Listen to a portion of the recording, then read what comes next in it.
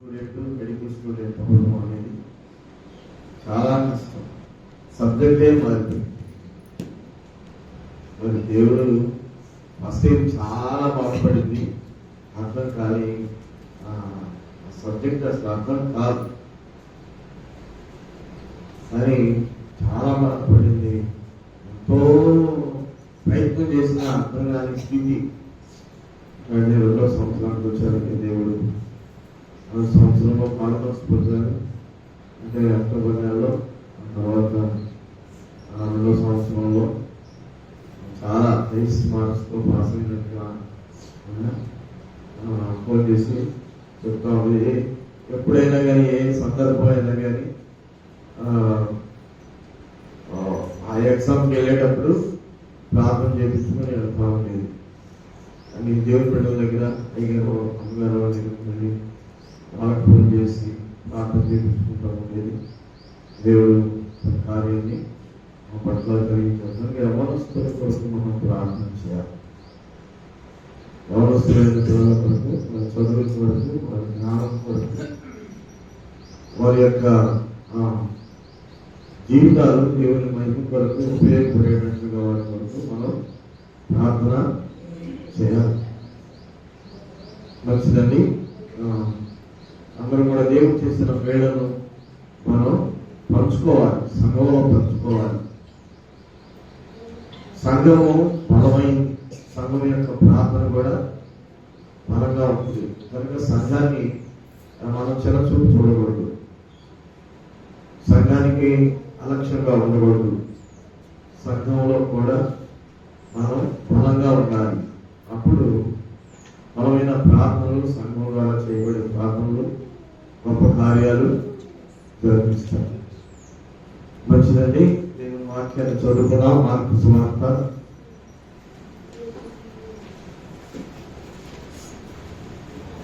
12వ అధ్యాయము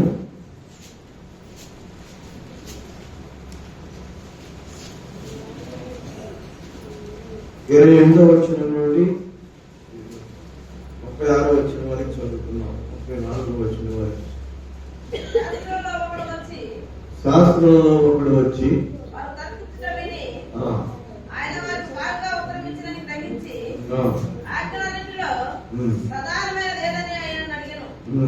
అందుకు యేసు ప్రధానమైనది ఎలాగా, ఓ ఇశ్రాయేలు వినుము, మన దేవుడైన ప్రభువు అద్వితీయ ప్రభువు.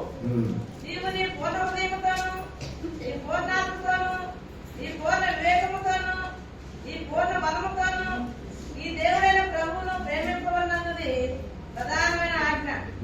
రెండవది, నీవు నిన్ను వలె నీ పొరుగువారిని ప్రేమించవలన్నది రెండవ ఆజ్ఞ. వీటన్నిటికంటే ముఖ్యమైన ఆజ్ఞ మరేదీ లేదని అతనితో చెప్పాను. ఆ శాస్త్రి, బోధకుడా, బాగుగా చెప్పితివి. ఆయన అద్వితీయుడనియు, ఆయన తప్ప వేరొకడు లేడనియు నువ్వు చెప్పిన మాట సత్యమే.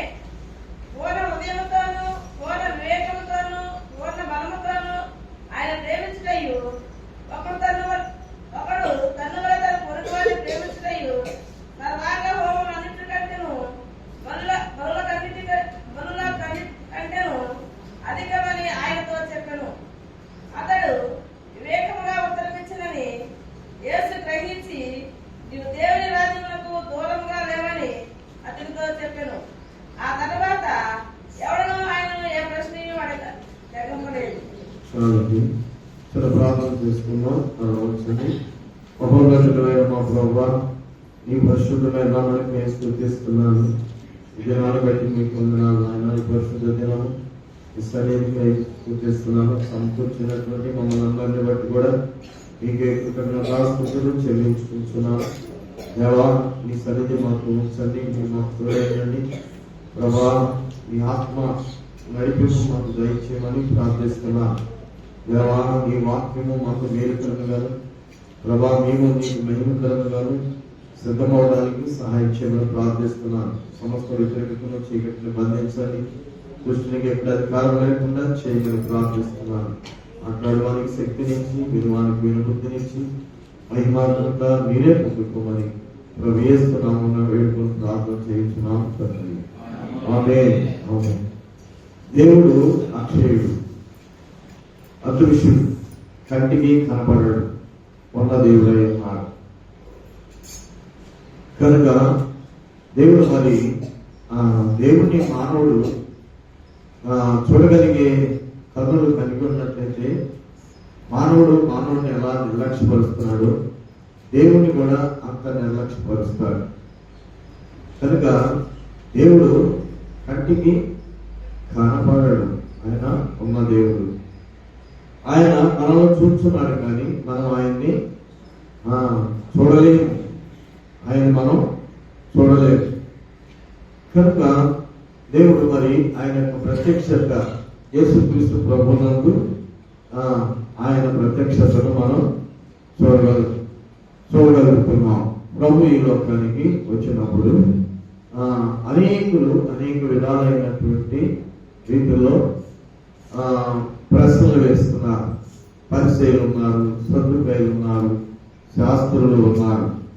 వారు కర్మశాస్త్రాన్ని అనుసరించి నడిచేటువంటి వారుగానే ఉన్నారు. కొందరు కర్మశాస్త్రాన్ని ప్రకటించేవారుగా ఉన్నారు. అలాంటి వారిలో వారు మాట్లాడుతున్నప్పుడు శాస్త్రులలో ఒక శాస్త్రి ప్రభు దగ్గరికి వచ్చి ప్రభుతో మాట్లాడుతున్నటువంటి మాట ఏంటంటే, వారు తగ్గించుకున్నట్టు విని ఆయన వారికి బాగా ఉత్తరించడానికి గ్రహించి ముందు సద్దుకాయలు మాట్లాడినటువంటి మాట వాటి విషయంలో వాళ్ళు ఏమన్నారంటే, ధర్మశాస్త్రం ప్రకారంగా ఒక భార్య ఉంది, అంటే భర్త చనిపోయాడు. భర్త చనిపోతే భార్య ఆ కుటుంబంలో ఆమె తమ్ముడుగా సహోదరుడైనటువంటి వారిని వివాహం చేసుకోవాలని వ్రాయబడి ఉంది. అయితే అలాగా పెళ్లి చేసుకుని అట్లాగా కొంతమంది పెళ్లి చేసుకున్న తర్వాత 7 చేసుకున్న తర్వాత అక్కడ కూడా చనిపోతాడు. అతడు ఆమె పిల్లలు లేకుండా ఆమె కూడా చనిపోయింది. అయితే పరలోకంలో ఈమె ఎవరికి భారీగా ఉండును అనే ఒక సమస్య అతనిలో ఉండి అడుగుతున్నాడు. అయితే పరలోకంలో పెళ్లికి ఇవ్వడం కానీ పెళ్లి చేసుకోవడం కానీ ఏమీ ఉండవు. కనుక ఇక్కడ మనం ఒక కుటుంబంగా ఉంటాం. కానీ పరలోకంలో మనం ఉండవు. భార్యాభర్తలుగా కానీ పిల్లలుగా కానీ అక్కడ ఉండవు. అక్కడ ఎలా ఉంటారంట, దేవుని యొక్క దోతల వలె ఉంటారు అని వ్రాయబడి ఉంది. కనుక బాగా వాళ్ళు తగ్గించుకుంటున్న విధానాల్లో నువ్వు బాగా సెలవించాలని చెప్పి ఈయన కూడా మాట్లాడుతున్నాడు. ఆజ్ఞలన్నింటిలో ప్రధానమైనటువంటి ఆజ్ఞ 10 ఆజ్ఞలు ఇచ్చారు కదా మోషే ద్వారా. ఇశ్రాయేలీయులకు 10 ఆజ్ఞలు ఇవ్వబడ్డాయి కదా. మరి ఆ ఆజ్ఞలో ప్రధానమైనటువంటి ఆజ్ఞ ఇది, పరలోకములో ఎవరి గొప్పవారు అని ఉంది కదా. విశ్వాసము మాకు ఎవరు గొప్పవారు, పరలోకంలో ఎవరు గొప్పవారు, మా విశ్వాసాన్ని అభివృద్ధి చేయండి అని కూడా ప్రభుని అడిగారు. అంటే ప్రభు చెప్పిన మాట ఏంటంటే, ఆజ్ఞలన్నింటిలో ఏదంటే మొట్టమొదటి ఆజ్ఞ, నీ పూర్ణ హృదయంతో, నీ పూర్ణ ఆత్మతో, నీ పూర్ణ బలముతో నీ దేవుడైనటువంటి ప్రభుని నీవు ప్రేమించాలి. ప్రేమను గురించి చెప్పారు. మొట్టమొదట ప్రేమను గురించి చెప్పారు. ప్రేమ, దేవుడు ప్రేమై ఉన్నాడు. దేవుడు వాక్యం ఉంది, దేవుడే ప్రేమై ఉన్నాడు. ప్రేమ లేని వాడు దేవుడిని ఎరుగడు అని కూడా దేవుడు వాక్యం సెలవిస్తుంది. కనుక మనము అంటే దేవుని బిడ్డలైనటువంటి వారందరూ కూడా ప్రేమలో ఏముండదు, అమర్యాద ఉండదు, మత్సరం ఉండదు, కుళ్ళు ఉండదు, కక్షలు ఉండవు, భేదాలు ఉండవు, అసూయలు ఉండవు, ఇంకా జగడములు ఉండవు, వివాదాలు ఉండవు, వితర్కాలు ఉండవు, మోసం ఉండదు, అబద్ధాలు ఉండవు, అన్యాయాలు ఉండవు కదా. కనుక మనం ప్రేమ కలిగిన వారం అంటే అంటే ఇవన్నీ జాగ్రత్త అంతా కూడా మనలో ఉండకూడదు. కనుక దేవుడు ప్రేమ ఉన్నాడు. కనుక మీరు ప్రేమ కలిగి ఉండటకు ప్రయాసపడుడి అని కొరింథీయులకు రాసిన పత్రికలో 14వ అధ్యాయంలో మనకి వచ్చిన. కనుక మనం పడాల్సిన ప్రయాస అంతా కూడా భూమి మీద ప్రభువుని కలిగి ఉండటానికి ప్రయాసపడాలి. ఎందుకంటే దేవుడు ప్రేమ స్వరూపి ఉన్నాడు, ప్రేమ స్వరూపి ఉన్నాడు. ఆయన ఈ లోకానికి ఏం తీసుకొచ్చాడంటే ప్రేమను తీసుకొచ్చాడు. దేవుడు ఏం తీసుకొచ్చాడు? ప్రేమను తీసుకొచ్చాడు. కనుక ఆయన దగ్గరకు అన్ని జనులు వచ్చినా కానీ, యూదులు వచ్చినా కానీ, ఎవరు వచ్చినా కానీ వారు ఏదైతే ఆశపడ్డారో అది వారికి దేవుడు అనుగ్రహించాడు. కనుక ఆయన ప్రేమ, ఈ ప్రేమను వాళ్ళు అయితే ఏ ఆజ్ఞ ఉన్నతమైంది? ఈ 10 ఆజ్ఞలు ఉన్నాయి కదా, ఈ 10 ఆజ్ఞల్లో ఏది శ్రేష్టమైంది అని అడిగినప్పుడు ప్రభు చెప్పారు, నీ పూర్ణ హృదయంతో నీవు నీ దేవుని ప్రేమించు. నువ్వు ప్రేమించు అంటే దేవుని ప్రేమించడం అంటే ఏంటి? మనుషులు ప్రేమించడం అంటే మనుషులు ఇల్లు నాకే అటు ఇంట్లో బైబిల్ చదవాలి. ప్రేమించడం అంటే ఏంటి? మనుషులు అంటే దేవుని ప్రేమించడం అంటే దేవుని యొక్క మాట వినటం.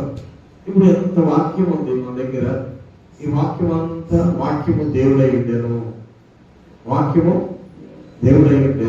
వాక్యము శరీరానిగా మన మధ్యకు ప్రకాశించే సంపూర్ణిగా మన మధ్యకు వచ్చను అని రాయబడింది. కనుక యేసుక్రీస్తు ప్రభు ద్వారా వచ్చిన ప్రతి మాట కూడా జీవము కలిగిన మాట. ఎందుకంటే ఆయనలో జీవం ఉండేను, ఆ జీవము మనకి వెలుగై ఉండేను అని రాయబడింది. కనుక ఈ ప్రతి మాట కూడా మనము ఏం చేయాలంటే ఆయన్ని ప్రేమించుతున్నాము అని అంటే మనము వినాలి. ఆ మాట మనము వినాలి. కనుక దేవుని మాటగా మనుషుల మాట ఒకవేళ త్రోసిపుచ్చిన దేవుని మాటను మనం త్రోసిపుచ్చకూడదు. కనుక దేవుని వాక్యాన్ని మనం వినాలి, దేవుని వాక్యాన్ని కూడా మనం చదవాలి. ఎక్కువగా మనం దేవుని వాక్యాన్ని చదువుతున్నప్పుడు దేవుని వాక్యంలో ఉన్నటువంటి శిక్షను బట్టి మన హృదయాన్ని మనం పరిశీలన చేసుకుంటే, మన జీవితాన్ని పరిశీలన చేసుకున్నప్పుడు మనం ఈ వాక్యానుసారంగా లేము అని అర్థము అవుతుంది. మనకు అర్థమైనప్పుడు మనం అప్పుడు ఏం చేయాలి? దేవుని సన్నిధిలో ప్రార్థన చేయడం నేర్చుకోవాలి. కనుక మానవుడు ఎక్కువగా ప్రార్థన చేయడం అభ్యాసం చేసుకోవాలి. సమయం ఉన్న కొలది కూడా ఏం చేయాలి? వ్యర్థమైన దాని యందు మనసు పెట్టేవాడు కాకుండా, వ్యర్థ ప్రయాసపడేవాడు కాకుండా, వ్యర్థ ఆలోచనలతో ఉండేవాడు కాకుండా ఎక్కువగా ప్రార్థన చేయడానికి మనము సిద్ధపడినటువంటి వారుగా ఉండాలి. ఎప్పుడైతే మనం ప్రార్థన చేస్తామో దేవుడు మనకు అవగాహన ఇస్తాడు. కనుక మనం ప్రార్థన చేయాలి. ప్రభా, నేను ప్రేమించే మనసు నాకు కావాలి. మనం వాళ్ళకి నీకు ఏం కావాలో కోరుకోమనంటే మనం ఏం చెప్తాం? మన సమస్యలు చెప్పుకుంటాం. శరీరంతో ఉన్నాం కనుక శరీర సమస్యలను చెప్పుకుంటాం మనం. కానీ ప్రేమ అన్నిటికంటే విలువైనది. విశ్వాసము, నిరీక్షణ, ప్రేమ, ఈ 3 నిరీక్షణలు. వీటిలో శ్రేష్టమైనది ప్రేమే. ప్రేమ ఇతరులకి కీడు చేయదు, ఇతరులకి నష్టము చేయదు, ఆ దురాలోచన అనేది ఉండదు. కనుక ప్రేమ కలిగి ఉండడానికి మనం ప్రయాస పడాలి. దేవుడు ప్రేమ స్వరూపి. కనుక మనమందరము దేవుడిని కలిగిన వారందరం కూడా ఎలా ఉండాలి? ప్రేమ కలిగి ఉండాలి. మనం ప్రేమ లేకుండా ద్వేషంతో ఒక సంఘంలో ఒకే స్థలంలో మనం ఉన్నప్పటికీ కూడా ఏమైపోయినట్టు? అపవాదికి చోటు ఇచ్చినట్టు. కనుక దేవుని వాక్యము మనలో నివాసము చేయాలి. కనుక ప్రభు ఈ మాట చెప్పినప్పుడు ఆయన ఏమన్నాడంటే ఏమన్నాడు ఇక్కడ, ఓ ఇశ్రాయేలు వినుము, మన దేవుడైన ప్రభు అద్వితీయ ప్రభువును నీవు నీ పూర్ణ హృదయంతోను పూర్ణాత్మతోను పూర్ణ వివేకంతోను నీ పూర్ణ బలముతోను నీ దేవుడైన ప్రభుని ప్రేమించమన్నదే ప్రధానమైన ఆజ్ఞ. ఓ ఇశ్రాయేలు, ఇశ్రాయేల్ అంటే యాకోబు పరివర్తన, యాకోబు మార్పు యాకోబు అంటే మోసగాడు అని మనకు తెలుసు. కానీ ఇశ్రాయేల్ అంటే దేవునితో పెనుగులాడి గెలిచిన వాడు. కనుక లేదా ఇప్పుడు మనలో ఏదో ఒకటి లోక సంబంధమైంది ఏదైనా ఉందనుకోండి, అది మనం దేవుడు కావాలండి. యెహోవా దేవుడు కాగల జనులు ధన్యులని రాయబడింది. ఇప్పుడు మనకు దేవుడు యెహోవా దేవుడు మనకు దేవుడు కావాలంటే మనం ఏం చేయాలి? మనం ఈ స్థితిలో ప్రభు నమ్ముకున్నాం అన్నంత మాత్రాన్ని నీకు దేవుడు కాదు. ఓ ఇశ్రాయేలు వినుము అంటే ఇశ్రాయేలు కావాలి అంటే మనం ఏం చేయాలి? మనం ఉన్న స్థితిలో నుంచి బయటికి రావాలి. అంటే యాకోబు తన ఉన్న స్థితిలో నుంచి బయటకు వచ్చాడు. ఎలా వచ్చాడు? దేవుడితో పెనుగులాడాడు. మనకు తెలుసు యాకోబు దేవుని సన్నిధిలో ఒక రాత్రంతయు పెనుగులాడాడు. ఆ పెనుగులాటలో ఏమైపోయిందంటే తెల్లవారు పెనుగులాడినప్పుడు మన పాత స్థితి, పాత స్వభావము అనేది పోయి దేవుని చేత ఇశ్రాయేలు అని పేరు పెట్టబడింది. ఈయన శాస్త్రి కదా, దేవుని యొక్క ధర్మశాస్త్రాన్ని బోధించే ఈ వ్యక్తి ప్రభు దగ్గరికి వచ్చినప్పుడు ఓ ఇశ్రాయేలు వినుము అన్నాడు. మనం కూడా ఈ దినాలలో దేవుని ఎరిగిన వారంగా ఉన్నాము, దేవుని దగ్గరికి వచ్చిన వారంగా ఉన్నాము. అయితే ఈ ప్రేమను ఎంతవరకు మనం సొంతం చేసుకోగలుగుతున్నాం? ఈ ప్రేమలో ఎంతవరకు మనం నిలిచిన వారంగా ఉంటున్నాం? అంటే ఆ మాటకి ఆ పదానికి తగిన వారంగా ఉంటున్నామా? దేవుని యొక్క ఉద్దేశము ఏమిటంటే దేవుడు అబ్రహాము ద్వారా వచ్చినటువంటి సంతానము, అంటే శారా ద్వారా వచ్చినటువంటి వాగ్దాన సంతానమైనటువంటి ఇస్సాకు ద్వారా వచ్చినటువంటి వారిని వాగ్దాన బిడ్డలుగా ఏర్పరచుకున్నారు. ఆ వాగ్దానంలో వచ్చినటువంటి ఇస్సాకు ద్వారా ఏశావు, యాకోబు ఇద్దరు వచ్చారు. ఇద్దరు యాకోబు ప్రేమించబడ్డాడు. కనుక ఇప్పుడు ఇశ్రాయేల్ అంటే మనం అనుకుంటాం ఇశ్రాయేల్ దేశం ఉంటుంది, ప్రపంచంలో అతి చిన్న దేశము, అతి చిన్న సంఖ్య కలిగినటువంటి జనులు కలిగినటువంటి దేశముగా ఉంది. అయితే ఈ దినాల్లో యుద్ధాలు జరుగుతున్నాయి. దాదాపు 2 సంవత్సరాల నుంచి ఎంత పోరాటము జరుగుతుంది. కానీ వారు నిలిచిన వారిగానే ఉన్నారు. ఎక్కడ ఇంతవరకు అపజయం అనేది లేదు, వాళ్ళు ఓడిపోలేదు. కానీ అన్యాయంగా అక్రమంగా ఎవరి మీద పోరాటం కానీ వాళ్ళు కాపాడుకోవడానికి వారికి రక్షణ కొరకు వారు ఉపయోగించే ఆయుధాలు ఎంతో బలంగా ఉన్నాయి. ఇలా క్రైస్తవులు అయినందుకు మనము కూడా క్రైస్తవులు అంటే క్రీస్తును అంగీకరించినటువంటి వారముగా ఉంటే ఇతరులకు అన్యాయం చేయం. కానీ మనము ఎవరైనాను మనకు అన్యాయం చేయకుండా మనం భద్రంగా. అయితే ప్రభు వచ్చిన తర్వాత ధర్మశాస్త్రంలో 10 ఆజ్ఞలని 2 ఆజ్ఞలుగా వారికి బోధించినట్లుగా మనం చూస్తున్నాం. యాకోబు అలాగా పోరాడి ఇశ్రాయేలుగా మార్చబడ్డాడు. కనుక ఈ దినాల్లో కూడా నీకు ఒక పోరాటం ఉంది. ఎవరితో పోరాటం అండి? మనకి శరీరాత్మ కలిగినటువంటి మనము దేవుడి దగ్గర పోరాడాలి. మనం కూడా అంటే దేవుడు తన స్వరూపునిచ్చాడు, తన పోలికనిచ్చాడు, తనదైనటువంటి ఆత్మనిచ్చాడు. తన ప్రేమతో నేటికి మనల్ని ప్రేమిస్తున్నాడు. పాపానికి జీతము మరణము, కానీ మరణించకుండా మనం ఉన్నాము అని అంటే ప్రేమిస్తున్నాడు కదా. అప్పుడు మనం ఏం చేయాలి? దేవుడితో అర్థం చేస్తున్నాడు దేవుడు కనుక మనం పోరాడాలి. పోరాడి మనం కూడా ఏమవ్వాలి? క్రీస్తుని అంగీకరించిన వారు కావాలి. ఎందుకంటే క్రీస్తుని ఎందుకు ఇచ్చాడు? దేవుడు లోకమును ఎంతో ప్రేమించాడు కాగా మన ద్వితీయ ప్రతివాది విశ్వాసం వచ్చేవాడు నశింపగా నిత్యజీవం పొందుటకు ఆయనను అనుగ్రహించను అని రాయబడింది. ఎందుకు అనుగ్రహింపు చేశారు? నశించిపోవటానికి కాదు. ఆయన ఎందుకు విశ్వాసం ఉంచేవారు. ప్రతి వాడు అంటే అక్కడ అర్థం ఇశ్రాయేలుకి ఒక్కరికేనా? కాబట్టి ఇప్పుడు మనం అంతా కూడా అన్యజనులమే. ఈ అన్యజనులైనటువంటి వారికి కూడా దేవుడు ఇచ్చినటువంటి ఈ బహుమానమైనటువంటి రక్షణ పొందాలి అని అంటే క్రీస్తు నందు విశ్వాసం ఉంచగలిగినప్పుడు ఏమన్నా మనం దేవుని కుమారులు అవడానికి అవకాశము ఉన్నది. కనుక ఆయన సశరీరుడిగా ప్రత్యక్షమయ్యాను అని రాయబడింది. కనుక యాకోబు చేసినటువంటి ఆ ప్రార్థన, ఆ పెరుగులాట నీ జీవితంలో కూడా కావాలి. నీ జీవితంలో కావాలి. అప్పుడు నీలో ఒక రూపాంతరం, నీలో ఒక మార్పు జీవితము అంటే దేవుని కుమారుడిగా ఏర్చబడటం. అబ్రహాము సంతానము, శారా ద్వారా వచ్చినటువంటి సంతానము, వచ్చిన ఇస్సాకు ద్వారా వచ్చినటువంటి యాకోబుకి కలిగినటువంటి 12 మంది సంతానము దేవుడు ఆశీర్వదించాడు.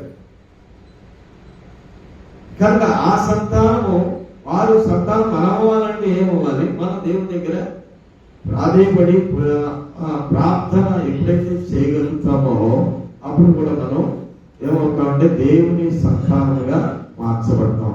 కనుక ఇది ఒక మార్గము. మనం యూదులుగా పుట్టలేదు, మనం యూదులు కాదు. కానీ దేవుడు యూదులతో సమానమైనటువంటి వారసత్వము, వాగ్దానంలో పారిభాగము, శరీరంలో సాటి అవయవాలు అని రాయబడింది. కనుక యూదులే, బాహ్య సంబంధమైన యూదులే యూదుడు కాదు. ప్రపంచగత మార్పు అంతరంగంలో యూదులైన వాడే యూదుడు. కనుక మనం యూదులు కాదు. వాళ్ళు యూదులుగా ఉన్నటువంటి ఆచారాలు వాళ్ళని యూదులుగా చేయలేవు. ధర్మశాస్త్రము వాళ్ళని యూదులుగా చేయలేవు. కనుక ఆత్మ సంబంధమైనటువంటి వారముగా క్రీస్తునందు మనము తిరిగి జన్మించినప్పుడు ఆ పునర్జన జన్మ సంబంధమైన స్నానం ద్వారా మనం ఏమవుతున్నామంటే యూదులతో సమానమైనటువంటి వారసులం అవుతున్నాం. ఈ సత్యాన్ని మనం గ్రహించాలి. ఇంటి బహుమానము దేవుడు మనకి ఇచ్చాడు.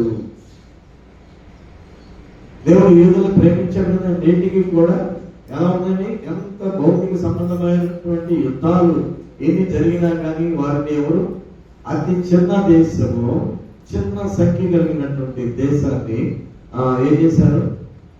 ఓడించడానికి, అసలు లేకుండా చేయడానికి ప్రయత్నం చేసినా కానీ ఏమి చేయలేకపోతున్నారు. పిల్లరా, నువ్వు సత్యవంతుడు అయితే నీ సత్యాన్ని పాడు చేయడానికి సమాజం అంతా ఒకటి అవుతుంది. నువ్వు సత్యవంతుడు అయితే, నువ్వు నీతిమంతుడు అయితే నీ నీతిని పాడు చేయడానికి, నీ సత్యాన్ని పాడు చేయడానికి సమాజం ఒకటి అవుతుంది. సమాజం అంతా అంటే ఎవరు? సమాజంలో ఏముంది? సత్యం ఉందా? ఏమండి? సమాజంలో సత్యము లేదు. కనుక సమాజం అంతా ఒకటవుతుంది. అయినప్పటికీ కూడా నీవు ఒక ప్రత్యేకించబడినటువంటి వ్యక్తిగా నీవు ఉంటావు. ఎఫెసీయులకు రాసిన పత్రికలో రాయబడిన మాట చూడండి. మనల్ని దేవుడు ఎలాగా ఏర్పాటు చేసుకున్నాడు. అన్ని జనులైనటువంటి మనకు కూడా ఈ మహాభాగ్యము ఇవ్వబడింది. చూద్దాం. ఎఫెసీయులకు రాసిన పత్రిక 3వ అధ్యాయము 5వ వచనం నుండి చదువుకున్నాం. ఈ మర్మం ఇప్పుడు ఆత్మ మూలంగా దేవుని పరిశుద్ధులకు, అపొస్తలులకు, ప్రవక్తలకు బయలుపరచబడి ఉన్నట్టుగా పూర్వకాలమందు మనుషులకు తెలియపరచబడలేదు. పూర్వకాలము ఉన్నారు కదండి, యేసుక్రీస్తు ప్రభుకి ముందు ఉన్నటువంటి కాలం ప్రజలైనటువంటి వారికి ఇప్పుడు తెలియపరచబడినట్లుగా అప్పుడు తెలియపరచబడలేదు. మనకి తెలియపరిచాడు దేవుడు. ఈ మరణం ఏదనగా అన్ని జనులు సువార్త వలన క్రీస్తు యేసునందు యూదులతో పాటు సమాన వారసులు. వారసులు అంటే ఏంటండి? సమాన దేవుడిచ్చే ఆ బహుమానంలో, ఆ భాగ్యంలో వారికి ఇచ్చినటువంటి సమాన వారసత్వము. మన పిల్లలకి మన వారసత్వాన్ని మన తర్వాత మన పిల్లలకి ఇస్తాం కాబట్టి అంతే కదా. కానీ పక్కన వాళ్ళకి రాస్తామా? అన్నదమ్ముల పిల్లలే అనుకోండి, అన్నదమ్ముల పిల్లలకి రాస్తారా? రాయరు. కానీ దేవుడు ఏం చేశాడు? అన్ని జనులైన మనము ఏ పత్రికలమో మనకు తెలియదు. దేవుడు ఆదామే మొదట చేశాడు, తర్వాత ఆయన సంతానంలో నుంచి వచ్చాము. 10 తరాలు అయిపోయిన తర్వాత నోహు వచ్చాడు. అక్కడ ఏమైపోయిందండి? భూలోకము బలత్కారంతో నింపబడింది. భూనివాసులు తమ హృదయాన్ని వాడు చూసుకున్నారు. కనుక దేవుడు ఏం చేశాడు? వాళ్ళందరినీ నీతిమంతులైనటువంటి ఒక నోహును కనుగొని ఆ కుటుంబాన్ని రక్షించి మరలా వారిలో నుంచి ఒక బ్రీడ్ తీశాడు. మళ్ళీ 10 తరాలకు వచ్చారు. దేవుడు ఆశీర్వదించిన విధానం భూమిని నింపండి అని అన్నారు. భూమిని నింపబడి ఏ గోత్రికులమో మనకి తెలియదు, ఎక్కడి నుంచి వచ్చామో తెలియదు. కనుక ఇలాగా మనుషులు విభాగించబడి అందులో అయితే ఒక ఆదాం నుంచే ఈ మానవ జన్మ వచ్చింది. అయితే అబ్రహాము దగ్గర నుండి దేవుడు ఏం చేశాడు? ఏర్పరచుకొని అబ్రహాముని ఆయన్ని విశ్వాసులుగా, ఆయన విశ్వాసాన్ని పెంపొందింపచేసి ఆయన ద్వారా సంతానాన్ని తీసుకొచ్చాడు. ఆ సంతానానికి మనల్ని యాడ్ చేస్తున్నాడు. చూడండి, మనం ఎట్లా అన్ని జనులు మన ఎవరో తెలియదు. వాళ్ళు ప్రత్యేకించబడిన 12 గోత్రాలు ఉన్నారు. ఆ 12 గోత్రాలలో ఒక గోత్రంలో ఒక భాగము వాళ్ళు చెదరపట్టబడి, వాళ్ళు ఎందుకు చెదరపట్టబడ్డారు అది కూడా ఉంది. దేవుడు బిడ్డలైనటువంటి వారిని దేవుడు ఎందుకు వాళ్ళని చెదరగొట్టాడంటే, దేవుడిని మర్చిపోయారు. వాళ్ళ పితరులు మర్చిపోయారు, వాళ్ళు మర్చిపోయి ఏం చేశారంటే దేవతలు కానీ దేవతలకి వారు మొక్కి దేవుడిని మర్చిపోయాడు. వారి ఆచారాలు, వారి పద్ధతులు అనుసరించి దేవునికి కోపం పుట్టించి చేసినప్పుడు వాళ్ళు చెదిరిపోయినట్లుగా రాయబడింది. అక్కడ దేశమే లేదు, భూభాగంలో వారికి దేశమే లేకుండా చెదిరిపోయారు. తర్వాత మనకి హిస్టరికల్ గా మనం తెలుసుకున్న 1948 సంవత్సరం మే 14వ తారీఖున వారికి స్వాతంత్రం వచ్చింది. వాళ్ళు స్వభూమిగా అక్కడ దేవుడు వాగ్దానం చేసినటువంటి ఆ భూభాగము దేవుడు వాళ్ళకి ఇచ్చాడు. ఆ స్థలంలో వారు రాజ్యాన్ని ఏర్పరచుకున్నారు. ఇప్పుడు అంత్యొకయలో మొట్టమొదటిగా వారు అపోస్తలులు, క్రైస్తవులు అనబడింది. ఇప్పుడు మనం అందరం క్రైస్తవులమే. మనం క్రైస్తవులు అంటే మన రూపం మారిందా లేదా అంటే ఎలాగా? పునర్జన్మ సంబంధమైన స్నానం ద్వారా, అంటే మారు మనస్సు ద్వారా. మారు మనస్సు అంటే మన పాపాన్ని మనం విడిచిపెట్టడం ద్వారా, మన పాపాన్ని మనం ఒప్పుకోవడం ద్వారా, దేవుని యొక్క ఆయన రక్తంలో మనం కడగబడటం ద్వారా ఏమైపోయాం? మనం ఒక మార్పులకి వచ్చాం. ఎవరితో సమానమయ్యాం? యూదులతో పాటు సమానమయ్యాం. ఇప్పుడు మనం అతిశయపడాల్సింది దేని బట్టి? యూదులతో సమానమైనటువంటి వారసమయ్యాము. లోకమంతా సంపాదించుకొని ఎంత సంపాదించినా ఒక ప్రక్కన పెట్టి, లోకంలో ఎంత సంపాదించినా ఒక ప్రక్కన పెట్టి, ప్రభువులకు నీతిని సంపాదించి ఒక ప్రక్కన పెడితే ఏది బరువుగా ఉంటుందండి? నీతే బరువుగా ఉంటుంది. నీతే బరువు. ఆ నీతే నిత్య జీవానికి నేను వారసునిగా చేస్తుంది. కానీ ఈ లోక సంబంధమైనంతా కూడా ఏది సంపాదించినా కానీ నేను నిత్య జీవానికి తీసుకుని వెళ్ళదు. కనుక దేవుడు అనుగ్రహింపజేసిన ఈ కృప క్రైస్తవం అయ్యాం. మనం క్రైస్తవులని పేరు పెట్టుకుంటున్నాం, కానీ ఆ లక్షణాలు మనలో కనపడుతున్నా. క్రైస్తవ లక్షణాలు మనలో కనపడట్లేదు. కనుక దేవుని యొక్క ఉద్దేశము అంటే ఇక్కడ పూర్ణ హృదయంతో ఎవరిని ప్రేమించాలి? దేవుని ప్రేమించాలి. దేవుని ప్రేమించడం అంటే ఆయన మాట వినటం, ఆయన ఆజ్ఞలను గైకొనడం. దేవుని ప్రేమించమన్నాడు, తర్వాత నీ పొరుగువాన్ని ప్రేమించమని. ఈ 2 ఆజ్ఞలే కదా 10 ఆజ్ఞలు సంక్షిప్తమై ఉన్నవి అని రాయబడి ఉన్నది.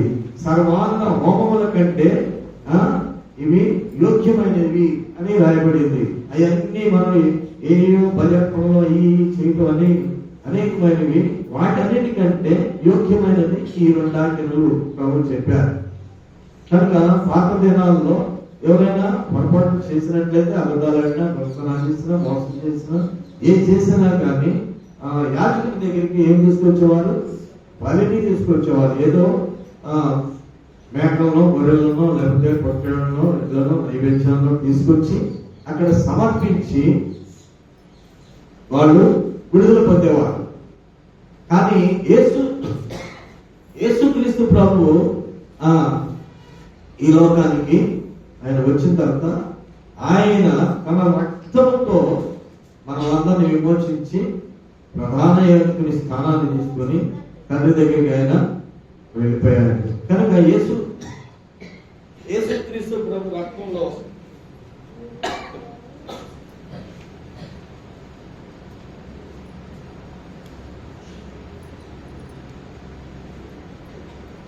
యేసుక్రీస్తు ప్రభు యొక్క రక్తంలో మనకి పాప విమోచన మనకి ఉన్నది. కనుక ఇక్కడ మనం చూసినట్టుగా ఇక్కడ చూడండి, ప్రవక్తలకు బయలుపరచబడి ఉన్నట్టుగా పూర్వకాలమందు మనుషులకు తెలియపరచబడలేదు. ఈ మర్మం ఏదనగా అన్ని జనులు స్వార్థ వలన క్రీస్తు యేసునందు యూదులతో పాటు సమాన వారసులను ఒక శరీరమందు సాటి అవయవములను వాగ్దానంలో పాలివారులై ఉన్నారన్నదే. ఇది గొప్ప మర్మం అండి. ఇది గొప్ప మర్మం.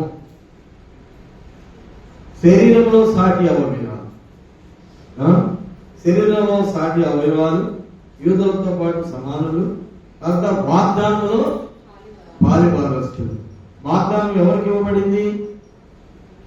వాగ్దానాలు ఎవరికి ఇవ్వబడ్డాయి? అబ్రహాంకి ఇవ్వబడింది. ఆ సంతానం ఎవరు? ఇస్సాకు ద్వారా వచ్చిన. మనం ఎవరు? అన్ని జనులు. ఇప్పుడు క్రీస్తునందు విశ్వాసం ఉంచడం ద్వారా, క్రీస్తు ప్రభు యొక్క రక్తంలో పాపాన్ని కడిగివేసుకోవడం ద్వారా మనం ప్రభువారం అయినప్పుడు ఎవరైనా ఇప్పుడు మారిందా లేదా? ఇంటి పేరు మారిందా? అమ్మా భార్యాభర్తలంటే పురుషుని దగ్గరికి వెళితే అప్పుడు ఒక స్త్రీకి ఉన్న ఇంటి పేరేంటి? ఒక పేరు ఉంటుంది. భర్త దగ్గరికి వెళ్ళి వివాహమైన క్షణంలో ఏమైపోతుంది? ఇంటి పేరు మారిపోయిందా? తాడే కదన్నా కట్టింది, ఒక తాడేగా కట్టాడు, అంత దగ్గర పేరు మారిపోయిందా? అట్లాగా మన నియమం అలా ఉంది కదా, పేరు మారిపోయింది కదా. మరి యేసుక్రీస్తు ప్రభు దగ్గరికి మనం రాగానే మనం మారదా? మరి ఎందుకు మారట్లేదు? భర్త చెప్పినట్టే ఏంటున్నారు. కొంతమంది చెప్తా ఉంటారు, పెళ్లి అవ్వగానే కాలిపట్టి కావడం కాలే తండ్రి వచ్చి కామాటికి వెళ్దామంటే అడిగి వస్తారా కదా. ఎవరు? వెంటనే ఆ స్టేజ్ మీదే ఏమైపోయింది? అనుమతి కోసం వేచి ఉంటుంది. మరి మనం దేవుని వారం అయిపోయినప్పుడు దేవుని యొక్క ఆజ్ఞను తీసుకుంటున్నామా? దేవుని యొక్క ఉద్దేశాన్ని మనం తీసుకోగలుగుతున్నామా? ఏమండి, ఎంత ఆధిక్యత దేవుడు మనకి ఇచ్చినాడు. ఈ ఆధిక్యతను మనం ఉపయోగించుకొని మనం కూడా యూదులతో సమానమైన వారసులు. కానీ వాళ్ళు బ్లడ్ చెక్ చేసుకుంటున్నారు. దీని వాళ్ళు చెక్ చేసుకొని యూదులు కాదా. మనం ఇప్పుడు క్రీస్తు రక్తంలో కడగబడిన వారందరం కూడా ఏమైపోయాం? యూదులతో సమానమైన వారసులు. కనుక పిల్లరా, దేవుడు మనకి ఈ రక్షణ ఇవ్వడానికి వాళ్ళు ఇప్పుడు యేసుక్రీస్తు ప్రభుని అంగీకరించాలి. కొంతమంది మనం అంగీకరిస్తున్నాం. ఈ సువార్త సర్వలోకానికి ప్రకటించమని ప్రభు చెప్పారు. సర్వలోకానికి వచ్చేసింది సువార్త. ఇంకా కొంతకాలంలో అయిపోయింది కాలము, మరలా ప్రభు రాబోతున్నాడు, మన వారిని ఆయన తీసుకుని వెళ్తాడని దేవుని వాక్యం ఉంది. కనుక సర్వలోకానికి సువార్త ప్రకటించబడి ఎవరు అంగీకరించి ఆయన మాటను బట్టి రక్షించబడతారో వారు నిత్య జీవానికి వారసులు కాగలుగుతారు. కనుక పిల్లరా, మన జీవితంలో మనకి ఈ ప్రవేశము రావడానికి కారణం ఏమిటి? చూడండి, రోమీయులకు రాసిన పత్రికలో ఒక మాట చూద్దాం.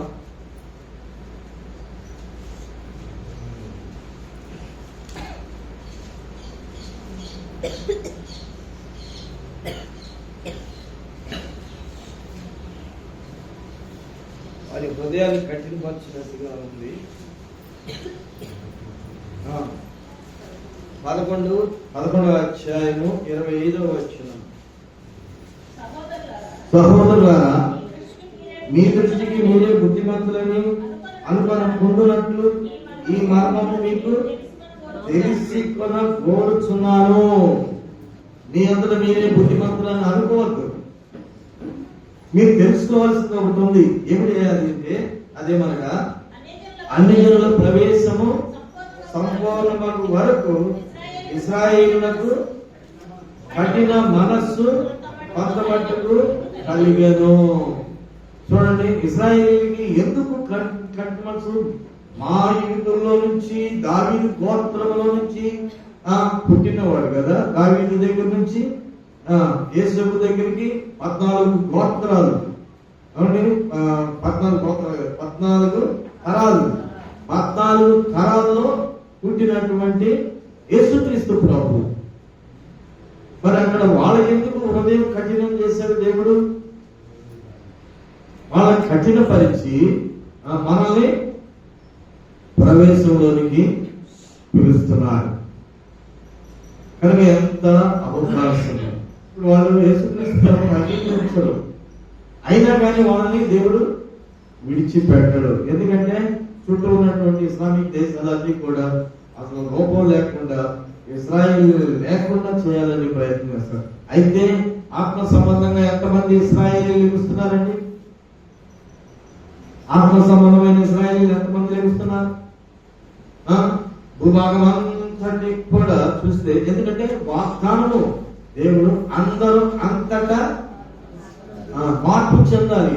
అందరూ అంతటా మార్పు చెంది దేవుని బిడ్డలు కావాలి. అందుకని యేసుక్రీస్తు ప్రభునందు విశ్వాసం ఉంచిన వాడు ఏమవుతాడంటే దేవుని యొక్క కుమారుడిగా ఉంటాడు. కనుక ఇక్కడ ఆ విషయం మనం గ్రహించవలసి ఉన్నది. అన్యుల యొక్క అన్ని జనాంగమైనటువంటి మనము క్రైస్తవులుగా, క్రీస్తు బిడ్డలుగా యూదులతో సమానమైనటువంటి వారసత్వాన్ని దేవుడు మనకి ఇచ్చాడు. ఇప్పుడు రూపం మారింది. మనం ఎలా మారింది? మనమందరం ఇప్పుడందరం రూపం మారిందా? ఎక్కడ ఉన్నాయా? క్రీస్తు నందు ఏ జనం మనం? ఏ వంశము? ఏ జాతి? చెప్పండి, చెప్పండి. రాజవంశము. ఏ వంశం అండి? రాజవంశం. రక్షించబడిన వాళ్ళందరూ అయితే మీరు చీకటిలో నుండి ఆశ్చర్యకరమైన తన వెలుగులోనికి మిమ్మల్ని పిలిచిన వాని గుణాతి సేవలను ప్రచురం పరచు నిమిత్తము ఏర్పరచబడిన వంశము. ఇప్పుడు ఏ వంశం అండి? ఏర్పరచబడిన వంశము. ఇప్పుడు క్రైస్తవులు అనే వాళ్ళు అందరూ ఏ వంశము? ఏర్పరచబడిన ఒకే వంశము, రాజులైన యాజక సమూహము, పరిశుద్ధ జనము. మరి ఈ జనం ఏ జనం అండి? ప్రత్యేకించబడిన జనం, లోకంలో ఉన్నటువంటి పాప జనంతో మిళితమైన కాదు. వాళ్ళతో కలిసే ఉంటారు కానీ వాళ్ళు ప్రత్యేకంగా ఉంటారు. వాళ్ళకు ఉన్నటువంటి అభ్యాసాలు వీరికి అంటుకోవు. ఈ రూపంలోనికి ఎప్పుడు రాగలుగుతాం? ఈ రూపంలోనికి మనం ఎప్పుడు రాగలుగుతాం అంటే ఆ ప్రేమ, యేసుక్రీస్తు ప్రభు యొక్క ప్రేమ మనలోనికి రావాలి. కానీ ఎప్పుడైతే క్రీస్తు ప్రేమ వాళ్ళకి నాది నేను అనేది ఏమైపోద్ది? నాది నేను చెప్పండి, బతికొంటా చచ్చిపోతా, చచ్చిపోతా ఇప్పుడు బ్రతుకున్నా చచ్చిపోయింది, బతికే అందరూ బతుకున్నా చచ్చిపోయాను, బ్రతికే ఉన్నాను. చచ్చిపోయానని చెప్పేవాళ్ళు చెప్తారా? ఎంత లేరు. నేను బతుకున్నాం అంటే అందరూ బతికే ఉన్నాం కదా. అంటే ఏ విషయంలో బ్రతుకున్నాం? భౌతిక సంబంధమైన విషయాల్లో బ్రతుకున్నాం కానీ ఆత్మ సంబంధంగా మనము లోకాన్ని శరీర స్వభావము చచ్చిపోలేదు. ఎప్పుడైతే శరీర స్వభావం చచ్చిపోతుందో యూదులతో అందరిని ఒకే జన్మగా చేయాలండి దేవుడు. మనందరినీ ఒకే జన్మగా చేసి క్రైస్తవులుగా చేసి ఈ ఒక్క జనాన్ని తీసుకెళ్ళి ఎవరికి? ఎక్కడండి? దేవునితో ఐక్యపరచడం. ఒకరిలో నుంచి ఆదాములో నుంచి అవను తీసి ఎప్పుడు ద్వారా అవను తయారు చేసి మళ్ళీ ఏం చేశారు? ఆదాముకే ఇచ్చి వారిలోంచి సంతానం అభివృద్ధి రావడం, ఈ సంతానం అంతా ఒకటి చేసి మళ్ళా ఇక్కడ ఏం చేస్తున్నారు? ఈ ప్రత్యేకత, ఈ మిళితమైనటువంటి జన్మలోంచి ప్రత్యేకపరిచి వారిని క్రీస్తు ద్వారా దేవునిలో కలుపుతున్నారు. ఇది చాలా మర్మము. కనుక ప్రియులుగా మా జీవితంలో ఈ ప్రేమను సంపాదించుకోవడానికి మనం ప్రయాస పడవలసి ఉన్నది. ఈ ప్రేమ ఫలము మనకి పత్రికలో వచ్చారో మనకి తెలుసు. అదంతా మీకు చదువుకోండి, ఆ జాబితా చదువుకోండి, ఇంటికి వెళ్ళి చదువుకొని అవి ఒక్కొక్కటి రోజు చదవండి.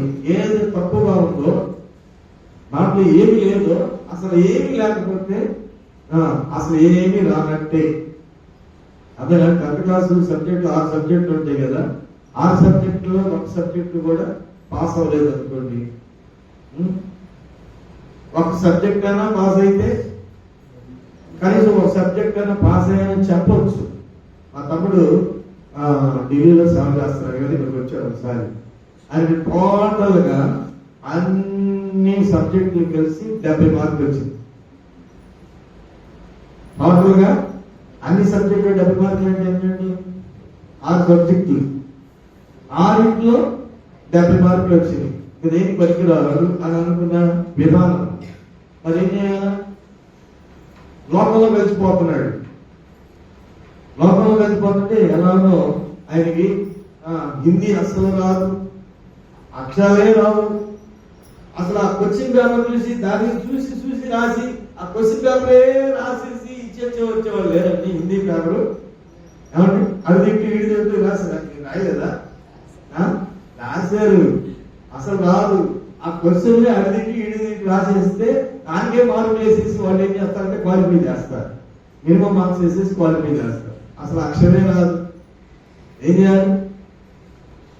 అలాంటి వారు వచ్చి హిందీ లేనటువంటి మెట్రికులేషన్ ఆంధ్ర యూనివర్సిటీలో మెట్రికులేషన్ కట్టి రాసిబడి అర్థంలో మొత్తానికి 10th క్లాస్ మెట్రికులేషన్ పాస్ అయ్యి ఐటీ చదువుకొని లోకంలో సంచరిస్తున్నటువంటి వ్యక్తి దేవునికి దొరికాడు. ఆ వ్యక్తి వెళ్ళిపోయి మార్మల్స్ పొందిన తర్వాత నాకు ఉద్యోగం అవసరం లేదన్నాడు. నాకు దేవునితోనే సంబంధాన్ని పెంచుకుంటున్నానని అతను ఇష్ట ప్రకారంగా శిక్షణ పొందాడు. ఒక 5 సంవత్సరాలు శిక్షణ పొందిన తర్వాత ఢిల్లీ పట్టణానికి వెళ్ళి సేవ చేయమన్నాడు. ఢిల్లీ పట్టణానికి వెళ్ళడానికి మొట్టమొదటి ఏంటి? అక్షరం రాదు కదా, ఏం మాట్లాడతాడు? నిరుత్సాహం పొందాలి కదా. అయితే ఏమి లేనటువంటి వాడు విశ్వాసంతో నడి సముద్రంలో పడిపోయి ఉన్నాను, ఏ ఏ స్థలానికి వెళ్తానో ఎటు వెళ్తానో తెలియదన్నా అని అన్నాడు. దేవుడే నీకు దారి చూపించాడు కనుక వెళ్ళు. దేవుడు వెళ్ళాడు. వెళ్ళిపోయి ఏం చేశాడంటే చక్కగా ఇప్పుడు 10 సంవత్సరాలు అవుతుంది. హిందీ బాగా నేర్చుకున్నాడు. ఆ పార్లమెంట్ లో ఎంపీలు కానీ మినిస్టర్స్ కానీ బాగా పరిచయం అయిపోయారు. అక్కడ ఉన్నటువంటి క్రిస్టియన్ అసోసియేషన్ కి ఈయన ఒక ప్రెసిడెంట్ గా తయారయ్యాడు. పాస్టర్ గా ఉండి ఎంత ఇదైపోయాడు. కనుక ఇప్పుడు అక్కడ వదిలే విజయవాడ వచ్చేసేయాలంటే లేదు, మా స్వగ్రామైనటువంటి ఆ శరగపాదానికి రమ్మంటే వస్తాడా? వస్తాడా? ప్రభులో మనము అంత ఉన్నతమైనటువంటి స్థానానికి వెళ్ళినప్పుడు లోపలికి రమ్మంటే భుజం ఎదురు కూర్చుంది. భుజమా అనడానికి నన్నే క్వశ్చన్ చేస్తా ఉంటాడు. అనుకుంటుందేమో అలాగనే ముందుకు స్వార్థం కూర్చుంటే స్వార్థం పేరు వచ్చింది. భుజము కూర్చుంటే భుజము పేరు వచ్చింది. అంతే కదా. ఏదైనా పెట్టాలంటే ముందు ఎవరికి పెడతాం? ముందు కూర్చున్న వాళ్ళకే కదా.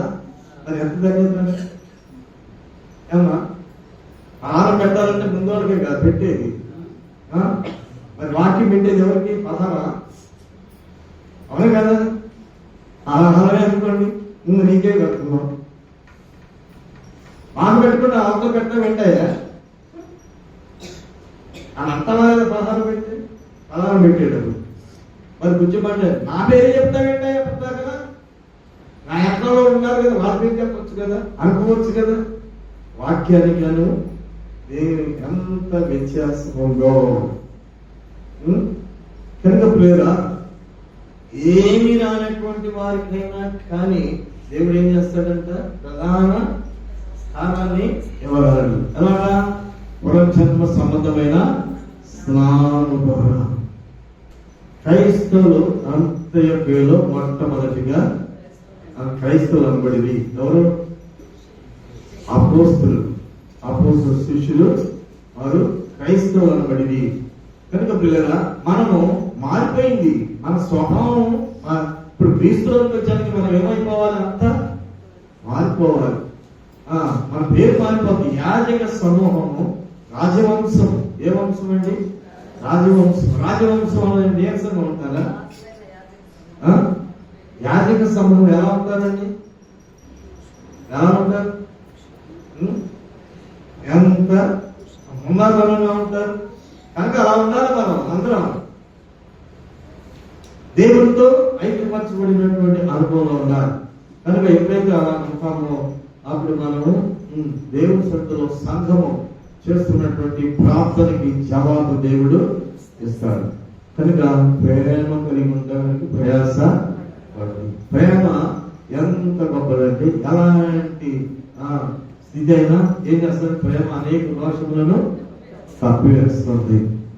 దోషాలను చూస్తుందా పంపుతుందా? చెప్పండి. అనేక దోషాలు అంటే చిన్నదేనా పెద్దది? మరి పెద్దది దేవుడిని క్షమించడం, మనుషులు ఎందుకు క్షమించట్లేదు? ఆయనకి దోషం లేదా? దోషం లేదా? ఉందే దోషం, కానీ ఎందుకు క్షమించుతున్నా? దేవుడు తెలియదు కనుక దేవుడికి తెలిసినటువంటి వారైతే ఎంత ఘోర పాపలైనా దేవుడు క్షమిస్తున్నాడు. ఎందుకంటే దేవుడు సర్వశక్తిమంతుడు, ఆయన క్షమిస్తున్నాడు. మరి మనం ఎందుకు క్షమించలేకపోతున్నాం?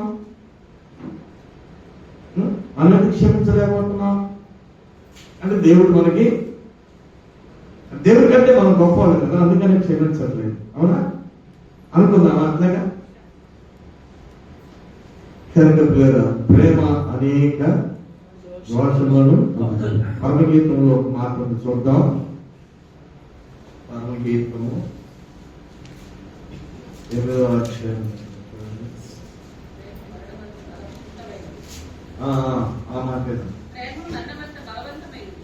ప్రేమ మరణమంత బలవంతమైనది,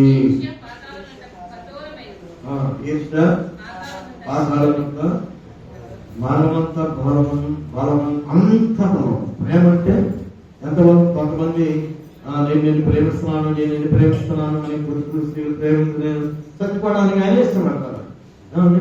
ఏంటంటే అంత ప్రేమ అక్కడ శరీర సంబంధమైన ప్రేమ. చచ్చిపోవడానికి కూడా ఇద్దరు కలిసి సముద్రంలో దూకుదామా, నదిలో దూకుదామా అని చచ్చిపోయిన వాళ్ళు లేరా? ఉన్నారు. మరి చూడండి ఎంత బలమైందో. ఇక్కడ 8వ అధ్యాయం 7వ వచనం పరమగీతము. అగాధ సముద్ర జలము ప్రేమను ఆత్మజాలము. అగాధ సముద్ర జలము ప్రేమను సముద్ర జలము అంటే ఎంత ఉందండి సముద్ర జలం? భూమి మీద 3 భాగాలు సముద్రం, 3 భాగాలు నీరు. అంటే ప్రేమని ఆపలేదంట. చూడండి, ప్రేమ ఒక అగ్నితో పోల్చుకున్నట్లయితే అగాధ సముద్ర జలము ఆత్మజాలము, ప్రేమను ఆత్మజాలం. నదీ ప్రవాహమును దాన్ని ముంచివేయలేవు. కనుక నీలో ప్రేమ కలిగి ఉన్నట్లయితే, నువ్వు ప్రయాసపడినట్లయితే, ప్రేమగా ఉన్నట్లయితే ఈ సహోదరుని మీద ఎన్ని కొండలు చెప్పినా, ఎన్ని నిందలు మోపినా, ఎన్ని బాధలు చేసినా, ఏం చేసినా కానీ ప్రేమ ఏం చేసిందండి? ప్రేమ ముంచేస్తుందా? నది ప్రవాహాలు మోక్షము. తర్వాత ఆ అగ్నిని ఆత్మ జాలము. ప్రేమకాయ ఒకడు తన స్వాస్థ్యమంతా ఇచ్చినను తిరస్కారంతో అతడు త్రోసివేయబడును. ప్రేమకై ఒకడు తన స్వాస్థ్యం అని డబ్బిచ్చి ప్రేమ కొనుక్కుందామా? చెప్పండి, డబ్బిచ్చి ప్రేమ కొనుక్కుందామా? అవసరం డబ్బిచ్చి ప్రేమ కొనుక్కు. పరిశుద్ధాత్మని మనాన్ని ద్రవ్యమిచ్చి కొనుక్కోవాలనుకున్నాడు. ఎవరండి? గాలి సీమోను. దొరికిందా? ఏమండి? కొంచెం ఆ ప్రేమ నాకు డబ్బిస్తానంటే వచ్చిందా? రాదు. కనుక నీ స్వాస్థ్యం అంతా ఇచ్చినా కానీ ప్రేమ కొనలేవు, నువ్వు కొనలేవు. కానీ దేవుడు ఉచితంగా ఇస్తున్నాడు. నీ స్వాస్థ్యం అంతా ఇచ్చినా కొనలేవు, కానీ దేవుడు ఉచితంగా ఇస్తున్నాడు ప్రేమ. కనుక అట్టి ప్రేమను మనం సంపాదించుకోవాలి. ఈ ప్రేమ ఎవరికి కీడు చేయదు, నష్టాన్ని చేయదు. కనుక శాస్త్రి వచ్చి ప్రభుని అడిగినప్పుడు ఈ ప్రేమ కలిగి ఉంటాం, నిజమైన ఎలాంటి ప్రేమ. కనుక అప్పుడు మనం చేయాల్సింది ఏంటి? మనం 2 పాయింట్స్ చెప్పారు. ఈ 2 పాయింట్స్ మనం చేయాల్సింది ఏంటి? నీకు ఏ దేవుడు ఉండకూడదు. నీ భర్త నీకు దేవుడు కాదు, నీ కుమారుడు నీకు దేవుడు కాదు, నీ కోడలు నీకు దేవుడు కాదు, నీ మనవాడు దేవుడు కాదు. ఎవరు దేవుడు కావాలి? దేవుడే దేవుడు కావాలి. కనుక దేవుడి కంటే మనం ఎక్కువగా దేన్ని ప్రేమించకూడదు. పూర్ణ హృదయంతో పూర్ణ ఆ జాతికాన్ని మనం చదువుకున్నప్పుడు ఎవరి ప్రేమ నీకు ప్రేమ అంటే ఎవరికి దేవుడిని ఎక్కువగా ప్రేమించాలి, కానీ లోకంలో ఉన్నది ఏది కూడా ప్రేమించకూడదు. ఒకటి. ఇక వేరే దేవతలు, ఆ దేవతలు, ఆచారాలు, ఈ పద్ధతులు ఇవన్నీ ఎక్కడి నుంచో తీసుకొచ్చినా కానీ అవన్నీ మనం చెప్పండి పూర్ణ మనసుతో మీ దేవుడిని. పూర్ణం అనే దానికి ఏమైనా తక్కువ దాన్ని అసంపూర్ణ. పూర్ణం అంటే ఏ వ్యక్తి లేదు. ఒక గ్లాసు నిండా నీళ్లు పోసాం అనుకోండి, నిండా నీళ్లు ఉన్నాయంటే వెళ్తుందా? కనుక వెళ్తూ ఉండకూడదు. పూర్ణమైనటువంటి హృదయంతో దేవుని, ఈ దేవుడైన ప్రభుని ప్రేమించడం మొట్టమొదటి. తర్వాత పూర్ణమైనటువంటి మనసుతోనే ప్రేమించాలా, లేకపోతే సగమా, లేకపోతే పావులా, లేకపోతే 1/8, లేకపోతే 1/10? ఏమా ఎంత ప్రేమించాలి? కొంచెం ప్రేమించి సరిపోతుందా? ఏమండి? అది కూడా కాదు. కనుక ఎలా ప్రేమించాలి? అలా నిండు మనసుతోటి నీ పొరుగువాన్ని కూడా ప్రేమించాలి. ఈ రెండు ప్రభు చెప్పే ప్రభు ఒక మాట చెప్పారు. ఏమని చెప్పారమ్మా? ఒక మాట చదువులో చూపించుకుందాం. మార్క్స్ సువార్తలోనే అక్కడ అన్నాడు, ఒక మాట చెప్పాడు. 34 వచ్చిన అతడు వివేకముగా ఉత్తరమిచ్చినని యేసు గ్రహించి నీవు దేవుని రాజ్యమునకు దూరముగా లేవని అతనితో చెప్పాను. ఆ తర్వాత ఎవడను ఆయనను ఏ ప్రశ్నను అడగా తెగింపలేదు. నీవు దేవుని రాజ్యానికి దూరంగా లేవు. ఆ మాటలు చెప్పినప్పుడు ఏమన్నా అంటే ఆయన అంగీకరించిన విధానం చూడండి. ఇక్కడ ఒకడు తను వలే తన పొరుగువాన్ని ప్రేమించుటయు సర్వాంగ హోమములన్నిటికంటే వలల కంటే అధికమని ఆయనతో చెప్పాను. కనుక బలి పనులు చేసాం, అవి చేసినాం, ఇది చేసాం, ఎంత చేసాం అని అనుకునే కంటే నీ పొరుగువాన్ని ప్రేమించడమే.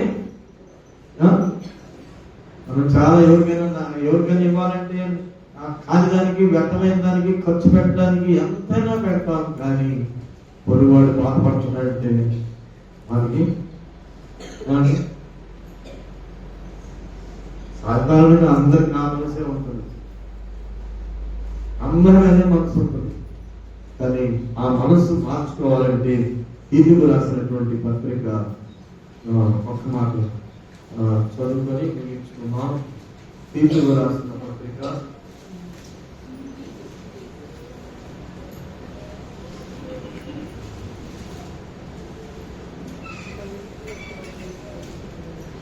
3వ అధ్యాయము 5వ వచనం నుండి మనము నీతిని అనుసరించి చేసిన క్రియల మూలముగా కాక మన కనికరమును చొప్పుననే పునర్జన్మ సంబంధమైన స్నానం ద్వారా పరిశుద్ధాత్మ మనకు నూతన స్వభావం కలుగు చేయడం ద్వారాను మనలను రక్షించను. చూడండి కదా, మనము నీతిని అనుసరించి చేసిన క్రియల మూలముగా కాక. నువ్వెన్ని మంచి పనులు చేసి నేను మంచి పనులు చేశాను అని ఇవన్నీ మంచి పనులు చేసి మన ఉపవాస ప్రార్థనలు చెప్పుకున్నాం. నువ్వు ఎన్ని మంచి ధర్మ కార్యాలను చేయి, నువ్వు ఎన్ని మంచి పనులు చేయి, వాటి వల్ల నువ్వు ఈ పనులవి కాదు.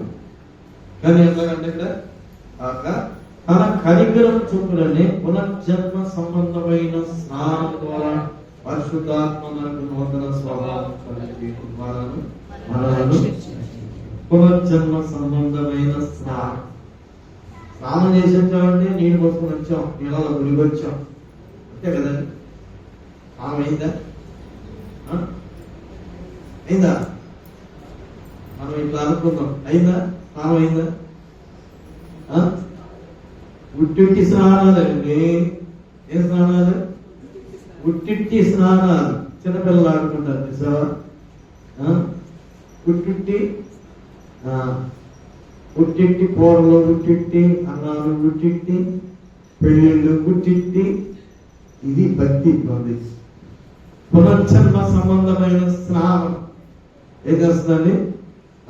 పరిశుద్ధాత్మ మనకి నూతన స్వభావాన్ని, పాత స్వభావం నుంచి మనం ఏం చేసినా కానీ దొరికేది కాదు. స్వభావంలో మార్పు రావాలి.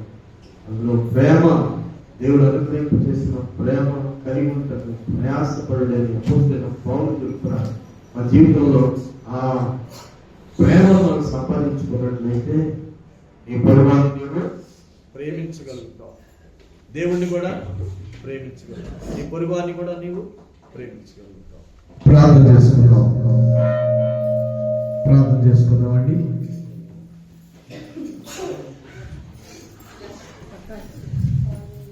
మహోన్నతుల ప్రేమ గల మా తండ్రి, నీ పరిశుద్ధమైన నామానికి స్తుతిస్తున్నాం.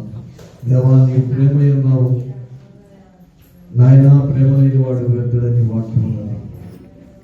ప్రభా, ప్రేమ కలిగి ఉండటకు ప్రయాసపడేది ప్రభా, నీ వాక్యం సెలవుస్తుంది. మేము నీ వారమని చెప్పుకుంటున్నాం, కానీ నీకున్న లక్షణాలు మాకు లేవు నాయన. నీకున్న స్వభావం మాకు లేదు ప్రభా. మేము పాపులుగానే మిగిలిపోతున్నాం. వేషధారణ మాలో కనపడుతున్నది నాయన. అట్టి స్థితిలో నుంచి నన్ను మమ్మల్ని విడిపించమని ప్రార్థన చేస్తున్నాను. నీ ఉద్దేశం మా పట్ల ఎంత గొప్పగా ఉన్నది ప్రభా. నీవు ప్రేమించినటువంటి నీ స్వజనము ప్రభా, అబ్రహాముకి వాగ్దానం ఇచ్చినటువంటి గొప్ప దేవుడు కదా.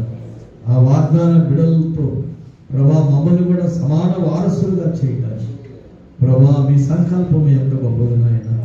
ప్రభా వారి హృదయాన్ని కఠినపరిచి ప్రభా మాకు ఈ యొక్క రక్షణ ప్రవేశాన్ని ప్రభా మీరు అనుగ్రహింపచేస్తున్నారు ప్రభా. కనుక నాయన ఇంత గొప్ప ప్రేమ మా పట్ల మీరు చూపిస్తున్నారంటే మేము ఇంకా నాయన ఈ లోకంలో ప్రేమించి ఏమి సంపాదించుకొని ఏమి ప్రభా దేనిని బట్టి మేము నిత్య జీవానికి చేరగలుగుతాం ప్రభా. ఒకటి తన స్వాస్థ్యం అంతా ఇచ్చినాను అది వ్యర్థమైపోతుందంట.